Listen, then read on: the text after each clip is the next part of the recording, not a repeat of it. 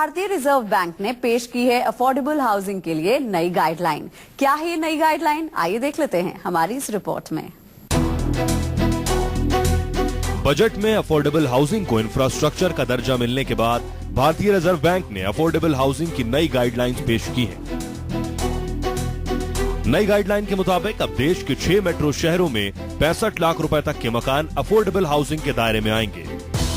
वहीं 6 मेट्रो शहरों को छोड़कर देश के बाकी सभी शहरों में 50 लाख तक के मकानों को अफोर्डेबल हाउसिंग के दायरे में रखा गया है। जिसका मतलब है अब सस्ते मकान बनाने वाले डेवलपर्स को आसानी से सस्ता लोन मिल सकेगा।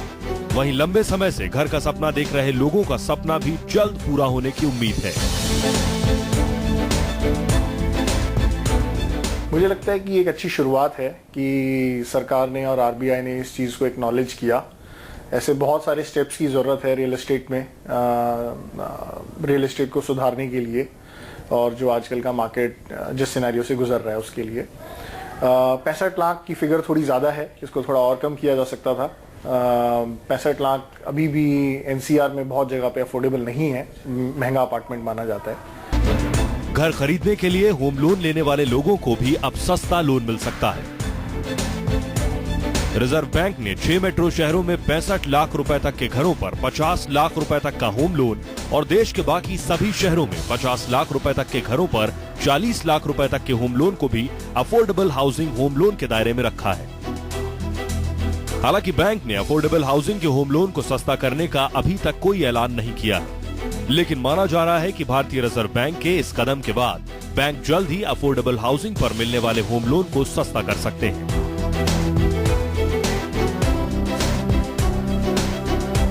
डेवलपर्स को किसी भी प्रोजेक्ट के लिए 3 साल तक के लिए होम लोन मिलता है। अफोर्डेबल हाउसिंग को इंफ्रास्ट्रक्चर का दर्जा मिलने के बाद डेवलपर्स को भी सस्ते घर बनाने के लिए कम ब्याज पर और 7 साल तक के लिए लोन मिलेगा, जिससे प्रोजेक्ट की कंस्ट्रक्शन कॉस्ट में भी कमी आएगी। कंस्ट्रक्शन कॉस्ट कम होने से मकान की कीमतें भी सस्ती होंगी। अब ये देखना है कि सरकार के इस फैसले का फायदा कितने लोगों को मिलता है। साथ ही मोदी सरकार के सभी को 2022 तक घर मुहैया कराने के सपने को भारतीय रिजर्व बैंक के इस फैसले से कितनी मदद मिलती है।